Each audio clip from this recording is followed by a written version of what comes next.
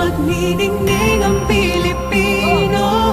San man sa mundo tanaw nila ang liwanag mo. Tuyan ka ng pagmamahal, pinagpala ng may kapal ngayong Pasko. Magniningning ang Pilipino.